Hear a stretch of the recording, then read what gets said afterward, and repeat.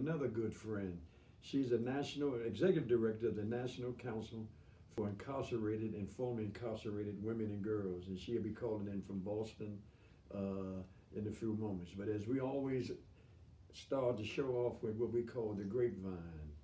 The grapevine is information that you can use.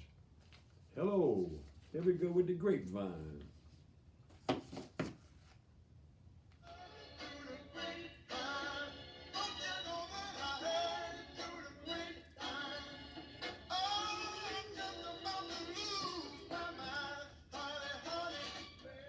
With 20 testing positive for coronavirus, Danbury Federal Prison ordered to release high-risk inmates to home confinement. Judge denies request to release D.C. inmates over better protection against COVID-19.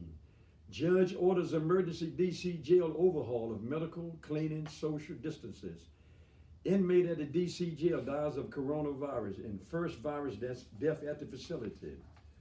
Coronavirus is tearing through prisons and jail populations in Ohio, Illinois, Kansas, Missouri, and the entire Midwest. More than 1,800 inmates at Marion Prison in Illinois have tested positive. 5 inmates that tested positive for COVID-19 in the Illinois prison system had died. Cook Jail now reports 210 inmates have tested positive for COVID-19. And Attorney General William Barr expediting release of vulnerable inmates at the federal prison swamped by coronavirus. Barr is expediting the release. In a memorandum to the borough prisons, Barr urged officials to move inmates out of facilities in Louisiana, Ohio, and Connecticut and other institutions and states are under considerations as infections and virus-related deaths have mounted. And here's something that's gonna get your goat.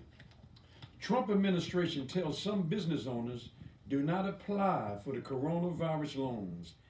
SBA, the Small Business Administration, says people with criminal records aren't eligible for some emergency loans, even though experts say the law does not exclude them.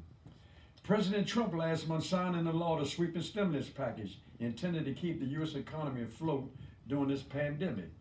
And the issue is that there's a new set of regulations for implementing the law issued by the Small Business Administration prohibits small business owners with criminal records from accessing the desperately needed federal emergency loans. We have never seen such a sweeping mandatory disqualification based on a criminal record in any area of the law. It has been estimated that as many as 100 million Americans have an arrest or conviction in their past, and there are more than 30 million small businesses around the country.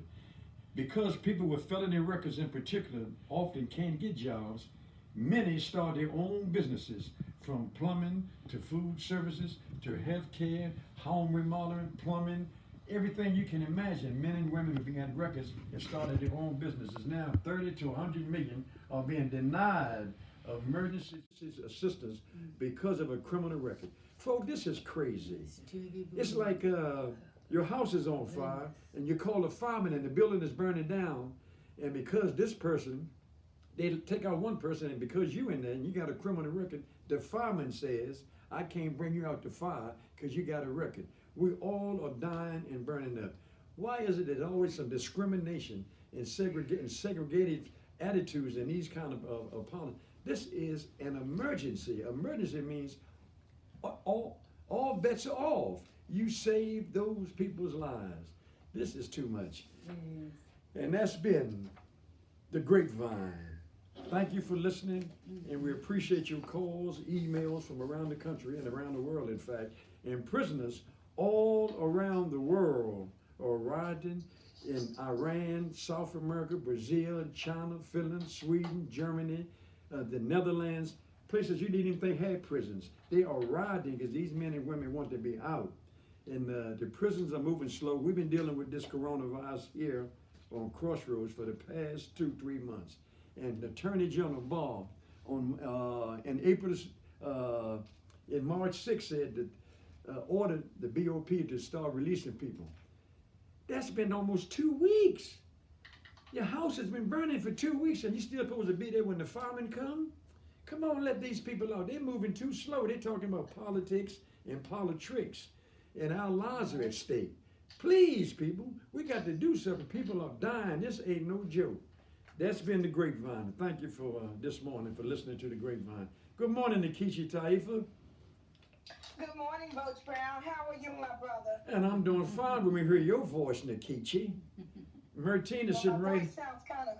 What? My voice sounds kind of weird right now. Why is that? I don't know. Mike, how's my voice sounding to you? Sounds good. You said this cool. Yeah. Go ahead. Hey, guess what, Roach? What? You sound great. So I was looking on the Bureau of Prisons website, Uh-huh. and every day they give updates with respect to what's happening with COVID-19 in federal institutions. You want me to give you the update? Yes. Come on here, lady. So as of yesterday, there were 497 federal prisoners and 319 Bureau of Prison staff who have confirmed positive test results for COVID-19. Wow. I mean, can you absolutely believe that? Almost 500 federal prisoners, a little over 400 staff who have confirmed positive. They need to let these people, you know, it's like a petri dish there in the institutions. Yes. The spread is going to be viral, and unless they get. How we gonna hear it? Yeah, speaker. Now we can't hear it. Let's see. You know, we got to do it. We've been doing our part down here on the radio. And what?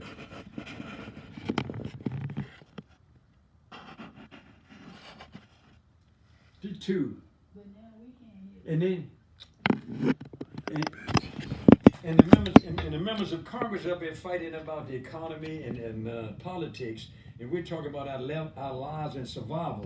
This thing got to stop. One of the things that we've been talking about, we got Congressman Norton calling in. She'll give us an update on her letter to the BOP about D.C. Code prisoners. She can't hear me. Nikichi can't hear me. Mike took Okay, a what's going on? Okay, I can hear you now. Okay. Hello? Are you there? Hello? I don't know what's going on. We're going to take a quick break and be right back. We're still having some technical issues with this Skype. We'll be right back, folks. Just hold on. Everybody's coming to you remotely from their home. So it's taking us a minute to get these technical bugs worked out. We'll be right back after this brief break. Call Mike. You're still live here. Okay. You're still live here. Call Mike. Yeah, he said he was taking a break to Okay. figure it out.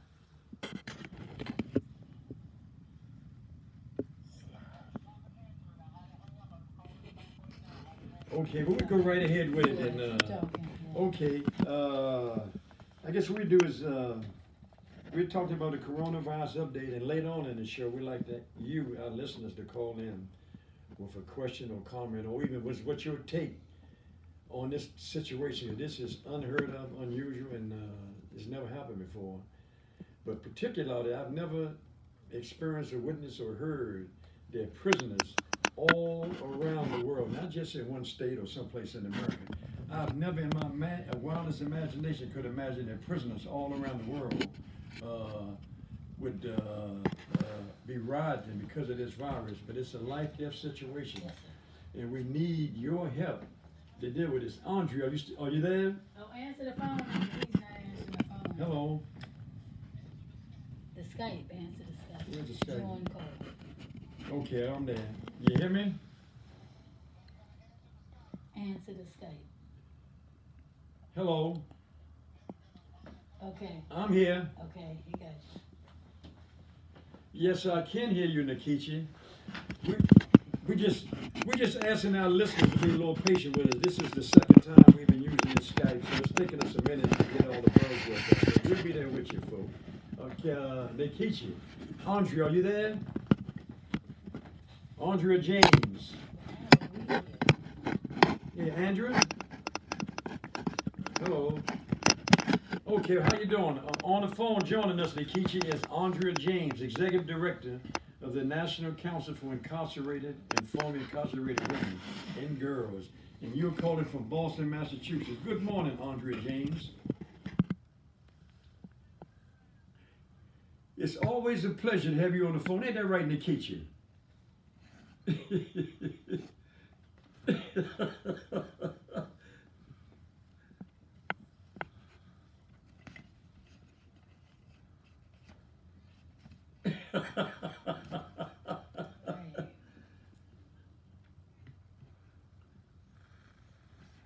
Okay, you want to give us an update, Andre, on what's going on up there? Because I understand, and I know you was confined in Danbury for a minute. As a former lawyer, you was incarcerated and came out and started this program. What's the status? What's going on up in Connecticut and Boston, up there in that area? Because we heard that they were releasing ladies from Danbury Federal Correction Institution. Hello.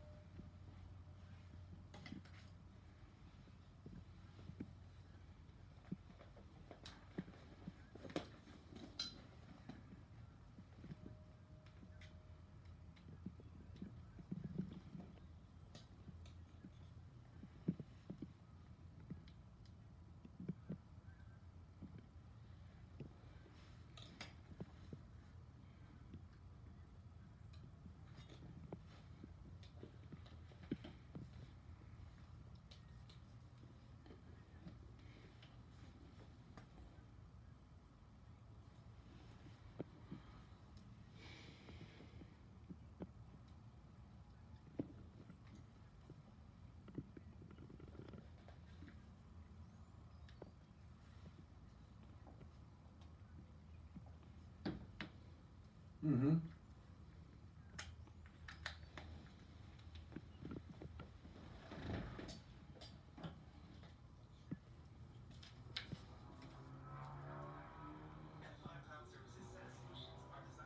Right.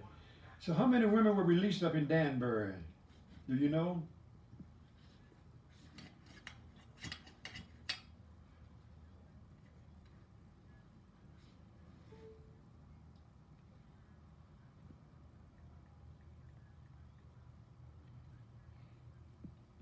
Mm.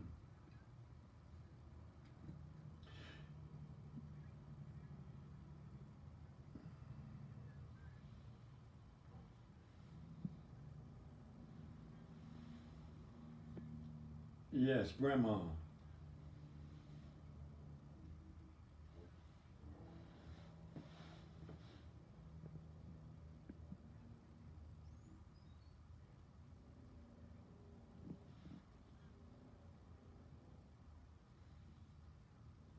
Mm.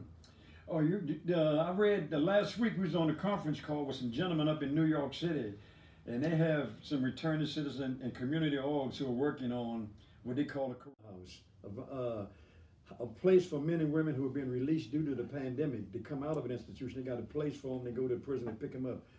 Is anything like that going on up in Danbury in your state in terms of providing emergency assistance, relief, transportation, housing, whatever for them men and women being released due to the virus? I know.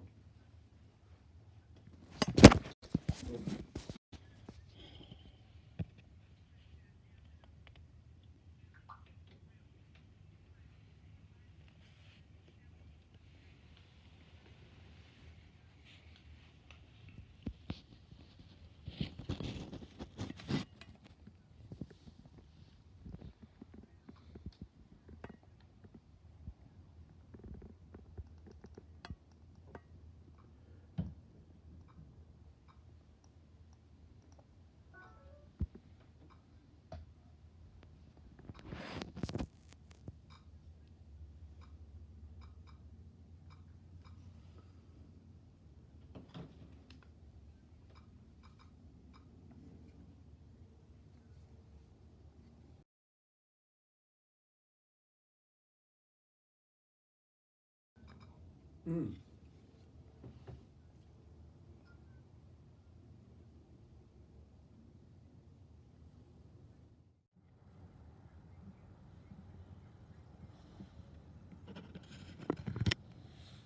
Mm-hmm.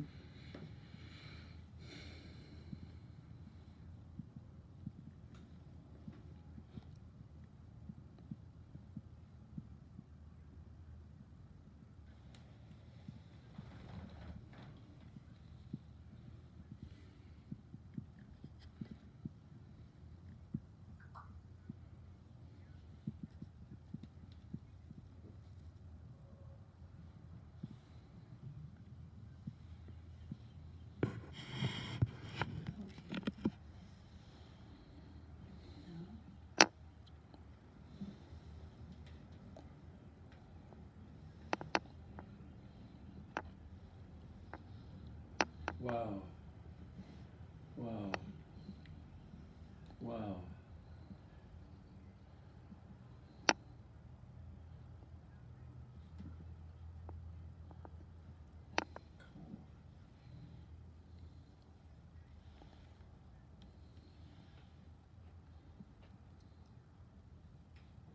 Wait a minute, I was just, wait a minute, she heard what she was answering.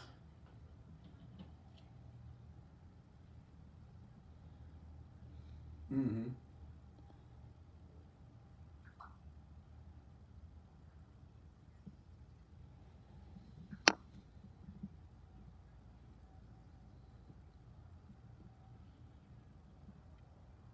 She said it's horrible. No. You got it. She said we can't hear it at all. And I know it's bad.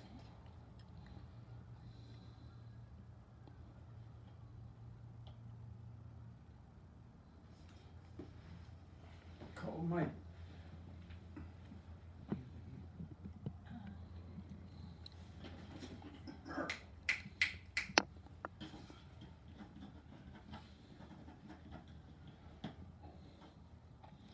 We're having some technical difficulties.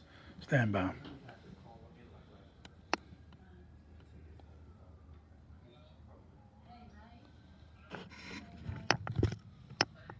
Okay.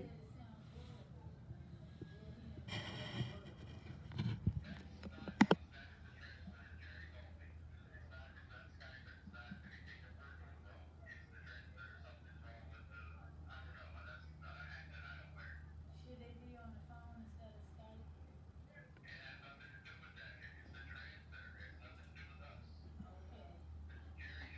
Right. okay.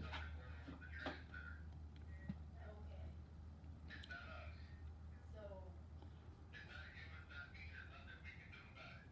okay, okay, thanks. We're having technical difficulties. Mm-hmm. Stand by.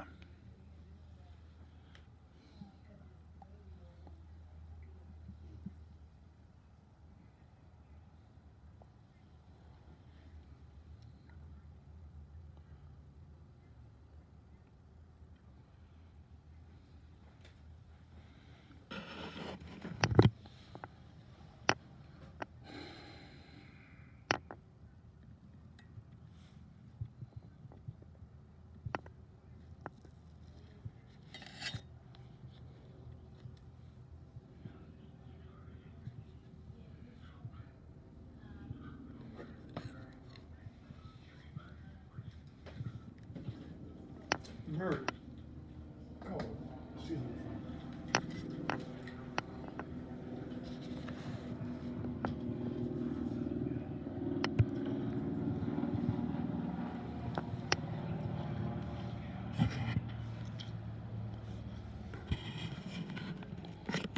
We're having some technical difficulties. Please stand by.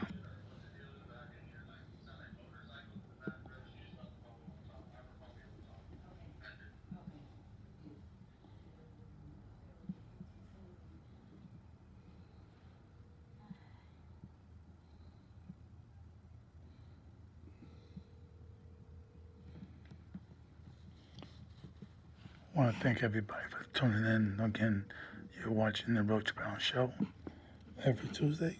Due to the COVID-19, we're actually live from the location of Roach Brown. This is Inner Voices. Go to innervoices.com for more information.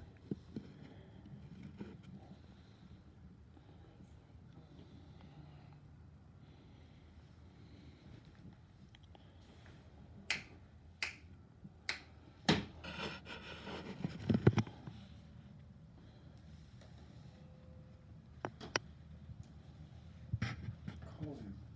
Yeah, he's telling me what to do. He told me to tell Nikita to call. It's the transmitter. He said there's nothing we can do.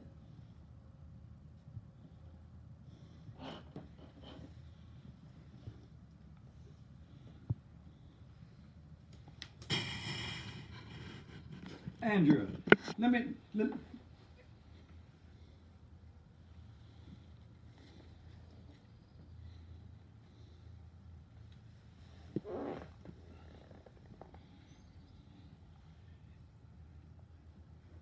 Andrew, let me cut in a minute. Let me cut in a minute. We've been talking about this coronavirus for men and women, but what about the young girls? I haven't heard nobody talk about these young kids. There's a prison in New York called Crossroads, and ironic, that's the name. Our show is called Crossroads. There's a juvenile correctional center in New York where the juveniles has been rioting and fighting and assaulted the guards due to the fear of coronavirus. What's being done for the young girls when who are being detained in these institutions?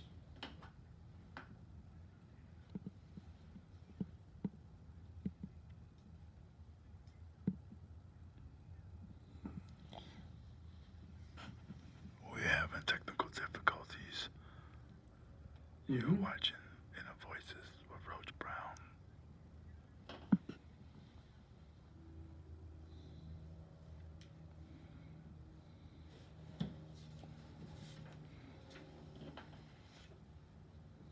Right.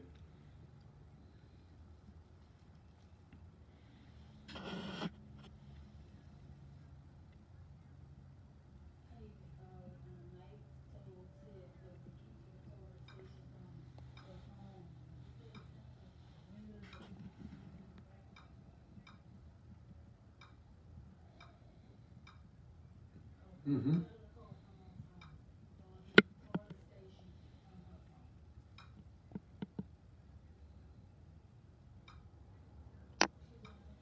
Yes, she has. Yes.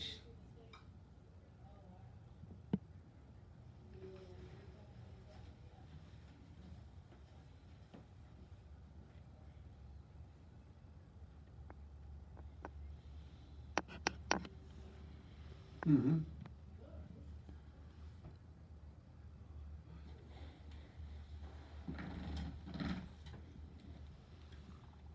Yes.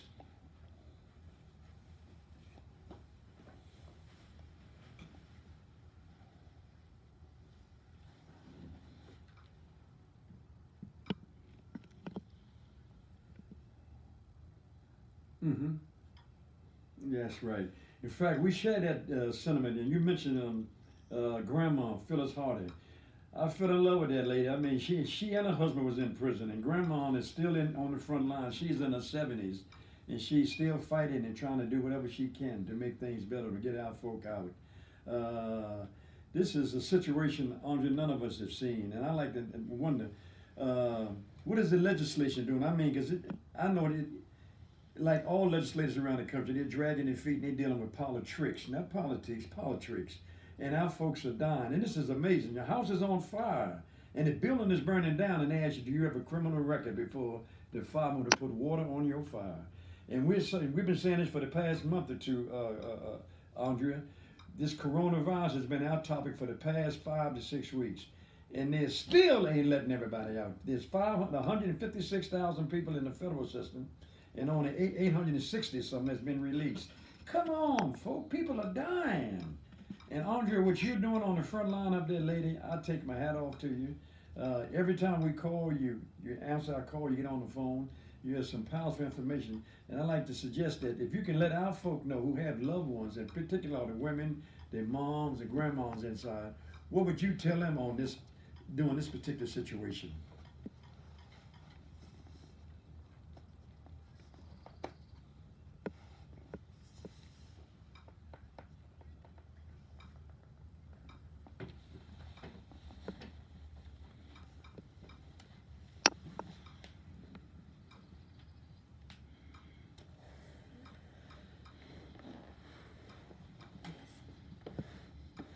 Is that better?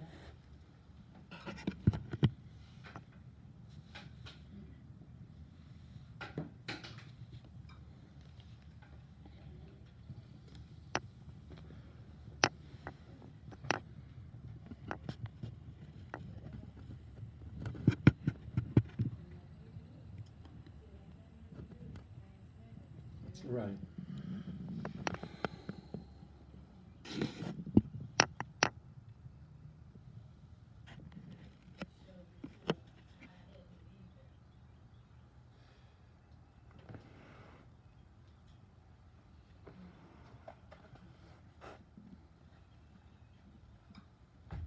It has. It has.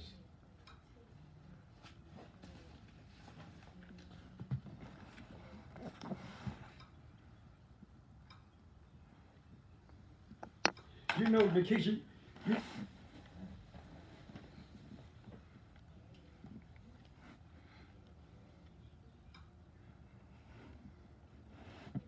yeah, that's right. Human, you know, you mentioned about the free phone calls, Nikisha. They give a man and a woman in the federal system 300 minutes.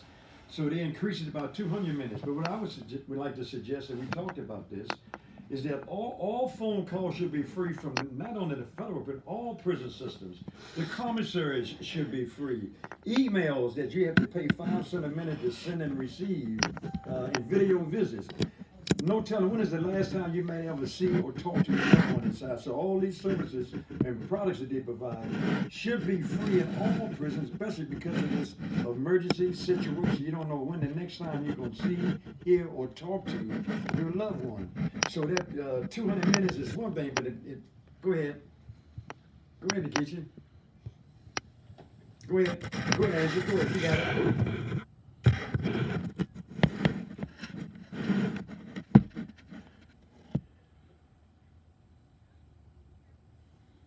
Mm-hmm.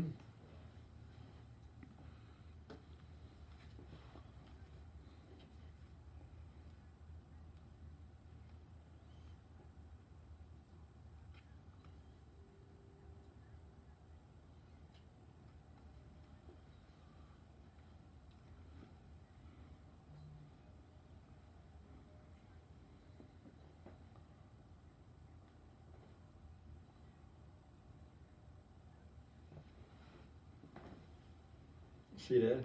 See that?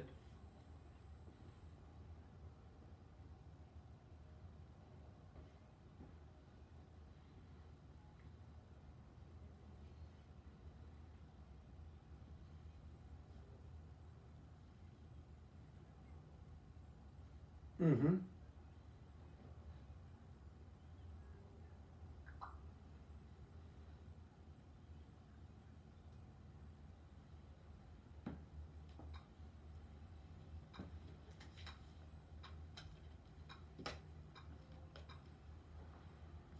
Yes.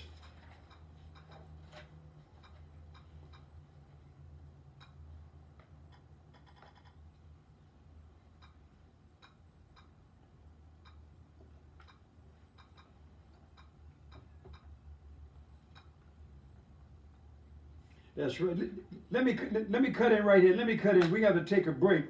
When we come back from the break, we'll be joined by Congresswoman Eleanor Holmes Norton, and we're glad to have you on, Andrea. And then when she's finished, we'll open up the phone and take questions and comments from our listening audience. So we'll take a break and be right back. This is Roach Brown on Crossroads with Nikicha Taifa. What's happening? Still going in and out. You can barely make out the conversation. Jackie said We'll get it worked out. The Carly Yeah. transmitter, Mike said. So Jerry and Mo going over there. What we need to do is Eleanor's on. we need to bring the speakers in. We need to bring the exterior speakers in, and this way we can hear it. Got it. Eleanor's on. I hope it's sounding better, but the couple of Jackie and Dakari saying still can't make out any words. Yeah. Okay. I know. Okay. We doing our best. Okay. That's it. Everybody calling saying they can't hear. Eleanor's on. At least y'all can hear each other. Okay, how we go? Here we go. We're back. On the phone is joining us is Congresswoman Eleanor Holmes Norton, our congressperson for Washington, D.C. Good morning, Congresswoman. Are you there? Hello, Ms. Norton. Oh, we lost her. She can try to reconnect with her. Nikichi. Hello, Nikichi. Well, I'm here all by myself as usual, so I guess I have to handle it. I just want to say that we're talking about the impact of the 2019 and 2020 corona pandemic on prisons. This has impacted prisons around the world. There has been outbreaks of COVID-19 reported in prisons and jails around the globe, with the housing density and population turnover of many prisons. So we'll just go right back to our phones again. Congresswoman Norton, are you there? I most certainly can hear you. I wish I could see you too, but I can just I'll settle for just hearing you. How you doing, lady?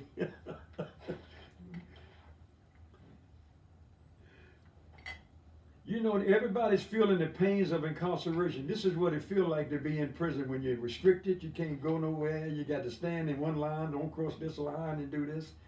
So this is the whole world. Can you hear the kitchen? It feels like it, but much worse. How you doing today, lady? Maybe in the kitchen. All righty. Thank you. We want to. Yes, ma'am. I can hear you. We want to talk about a couple of things. We want to talk about. You've been on the front line, Ms. Norton, with this issue about the coronavirus from Congress and dealing with the BOP, the Bureau of Prisons, and the Justice Department. You just wrote a letter recently to the BOP asking them about the halfway house and what's going on. You want to give us an update on that, Congresswoman, please?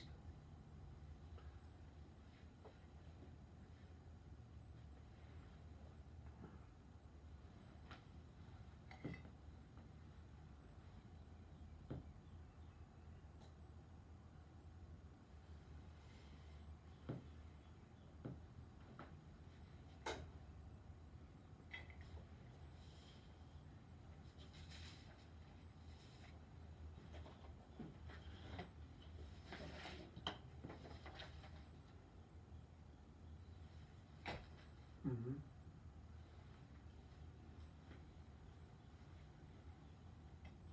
Of a challenge.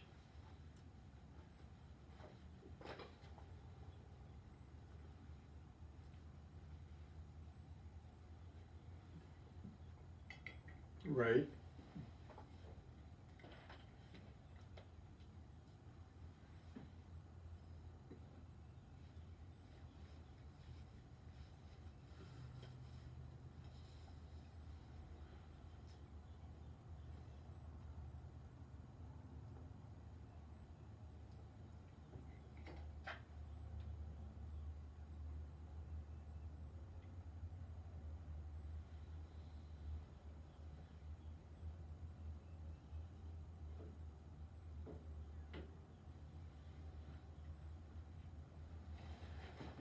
If they go ahead.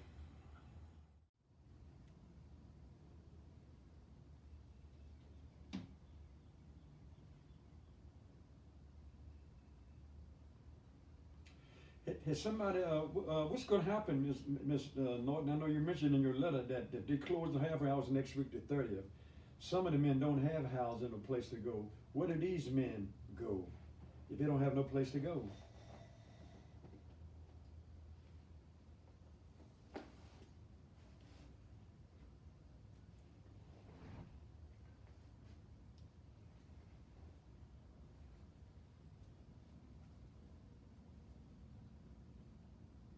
District.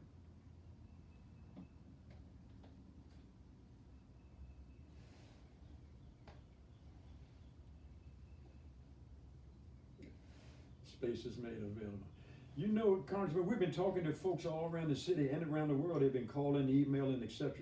And one of the main concerns that keep rising is with the quarantine and the stay at home and them men coming out and they say they don't have a house and you're being told to stay in your house. How do you stay in a house when you don't have a house? And when they come out, they don't have ID, they don't have no documents, they're not eligible for Medicaid, they don't have food stamps, Social Security. Is there any kind of safety net that's being put together to deal with the immediate basic needs that these men and women are facing when they come out? Because you got Fairview, the female halfway house in Washington, D.C.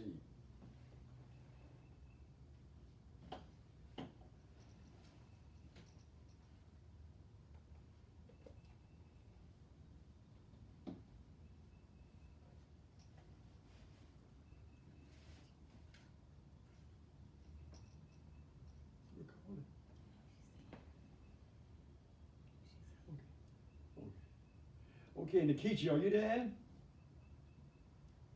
Yes, go ahead. You got it. Yes. Uh-huh.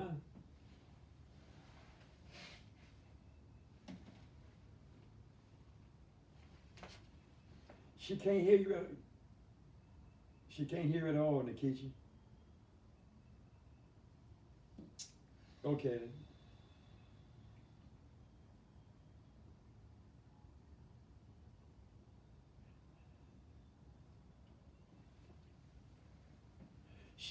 Yeah. Her question is, at DC, what's the status of the full funding that the other states got? The DC was overlooked on getting this full funding out of this package. That was a question. The stimulus package.